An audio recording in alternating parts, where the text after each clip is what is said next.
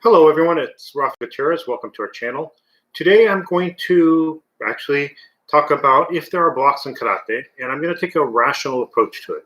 Now, why do I say rational? Well, there's actually certain things that are important. For instance, if you're actually doing a deductive approach, which is what I call rational approach, there are certain premises that have to be fulfilled. For instance, one of the things is a statement is either all correct or incorrect. So, if someone says, for instance, there are blocks in karate, well, that's fine. It'd be like saying the tigers are mammals, let's say. If, on the other hand, someone says there's no blocks in karate, it would be like saying there are no tigers that are mammals. And that's actually where you start getting into a lot of different things. It's just because something's not a mammal, just because something's not a tiger doesn't mean it's not a mammal. Just because a tiger is not a rabbit doesn't mean it's not a mammal. You have a big group and then you have smaller. And so when you're actually doing these deductive approaches, you have to have statements that are either all true or non-true. The nice thing is there are no blocks in karate. There are not any blocks in karate is a statement which is firm. It is an all or nothing. This actually can be worked on. Now, we have to actually determine whether the statement is true or not. Now, before we even begin to look at whether a statement is true or not, we have to define what a block is. And I've actually looked online for you and found a couple definitions of block. And one of them is to make a movement or flow difficult or impossible. If you think about it, if someone's trying to punch you and you make that movement difficult or impossible, there's a block, according to this. The other one is the act of obstructing an opponent, as in found in sports. So if you think of basketball, someone throws a ball. If someone hits the ball out of the way, it's blocked. It doesn't matter if he slams it and stops it straight out, or if when it's coming up, he slaps it out of the way. So if you think about it, if you're using a block as in to stop, okay, that might be a block. That one I don't think is, especially if you notice what the bone is here and how that actually breaks quite often. But if you're actually parrying, what they do call parrying with your hand, that's actually considered a block according to this definition. So it doesn't matter whether your block is a hard block, a soft block, as long as you are keeping something from getting to hit you, it's a block. So we now actually have a definition for block. So we'll go back to karate does not have any blocks, and that's actually the way it should be worded. If it has any block, that statement is incorrect. So that's one of the things we are going to deal with is something that is well defined.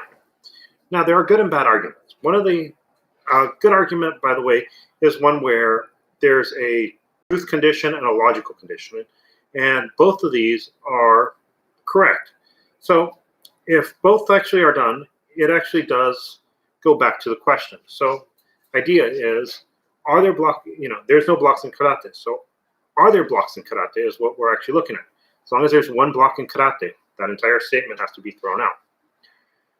So what I ended up doing is this. I ended up looking at different books. And the first one I actually looked at, and it's actually in my library and I couldn't get it out again, is E.J. Harris's A Manual of Karate, which was originally printed in 1959. Now, one reason that his books are important is he was one of the first people who translated karate into English.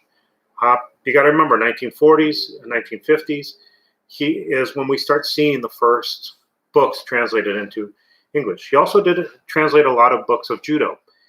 He lived in Japan. He was a translator. He actually was a journalist. He had reasons to we have reasons to believe that he knew what karate was when it started. He actually has one book, The Fighting Spirit of Japan, where he does mention karate in a little blurb and just says that, well, it's pretty much it's an art that's picking up, but he hadn't seen it at the time. At least one version I have, which is supposedly one of the older ones. Now, let's go on and see if there are any blocks in karate. Now, I'm going to go backwards in time. What I mean is, it's like the last book I actually read, which could be used, is Shogun Moto's My Art, My Skill of Karate, which was translated by Kwas and Motobu. And in here, we actually have a picture that I think is pretty interesting. It's 140. 1. And I hope he doesn't mind that I'm using his book to show something. Here we actually see an interesting picture. You've all seen it in a lot of places. And what you see here is what looks like a block. And he actually does describe pretty much receiving something. Now, a lot of people say, well, it's not a block, it's receiving the attack. Big thing I will tell you is this. Anyone who knows any different languages knows that translations tend to be a little difficult because you can't translate one word to another. For instance, I had an uncle who used to play around and would say in English what translates to entre y tome una silla. Now, what he would say is between, and drink a chair. If you translate it to Spanish and then do a proper translation in English, it means come in and have a seat. But that's one of the things with translations is you need to, one, know what you're translating and know that, there's two different translations, which will be a little different each time. The other is understand the subject that you're translating. I would say that both Quast and Motobu, as well as E.J. Harrison's, understood the arts that they were talking about. Now, the next one I'm actually going to point out as evidence for there are blocks in karate is Essence of Okinawan Karate Do. Now, it was written by Shoshi Nagamine, and it was translated by, what was it translated by? I want to say it was translated by, I want to say it was translated by, where is it? Author. Do I have a translator? It doesn't say who it was translated by, but for some reason I want to say it was translated by McCarthy. Again, these are people who know their art. And so one of the things that I actually will do is, again, using this book, which this one was printed in 1976, so about 20 years after E.M. Harrison's book, which I didn't show, I'm sorry. And this one has 260 for reference. So if we go to 260, what we notice is, again, someone receiving, where is it? Receiving and pretty much acting like a block, preventing getting hit. So far, we have 3 books, 2 that I've shown you, which are showing what we would call a block, something that prevents something from hitting you. And so that should be enough. We have evidence already saying that the statement of there's no blocks in karate is an incorrect statement. But why stop there? One of my other favorite books is actually translated by Mario McKenna. Again, if anyone's met Mario McKenna, they know he's serious. He does a lot of great translations. Pretty much I have all his books. Him and Klaus, I kind of collect them, I guess. And what we find, again, I hope he doesn't mind me sharing this. In page 15, it up completely. What we see is, again, pictures and images of what look like blocks. They're pretty much stopping the punch from coming in. So, let's go to the question, are there blocks in karate? Well, as we can see by the books that were written, this one originally was 1938. I know there are older books, but if we look at what the evidence that we have in front of us, there are obvious blocks in karate.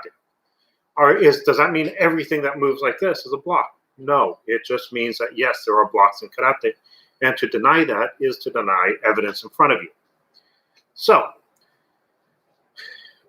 the condition of there's no blocks in karate really does become something a little, well, it becomes a false statement. You can't say that there are no blocks in karate when obviously there are. There are translators that actually translated uke as block, and while some people say that technically it was means to receive, well, like I mentioned, in Spanish to English, there are sometimes words that mean different things, and sometimes there are words and things that mean something for a particular group of people, but not anyone else. If you don't believe me, ask anyone who's a fluent Japanese speaker, natural, what os means. Again, you don't find it on every dojo, but even in Tokyo, in areas where you might have, it's not used a lot, and most people would probably look at you and be like, be like translating the Marines hua. It's something they do. It means something to them, but it's really hard to translate into a specific phrase or word. Just like there are certain techniques and certain things that have special meanings for the martial artist that does it. Well, that's all the time I'm going to do today. If you enjoy this, please consider buying one of the two books. I am going to continue the anatomy and physiology of martial arts. Interesting thing I actually found is right now, apparently with the coronavirus, a lot of schools are trying to go online, which means that some people are going to be paying a lot of money to take their class online. So you can actually do a lecture here. You actually have an entire anatomy class if you want on one of the lists. And I also do have the one that I'm doing where I'm going from fingers to arms, and hopefully people are getting some anatomy from there and enjoy it. If there's anything you think that you may want to know, please put it on comment and I will address it. Thank you and have a nice day.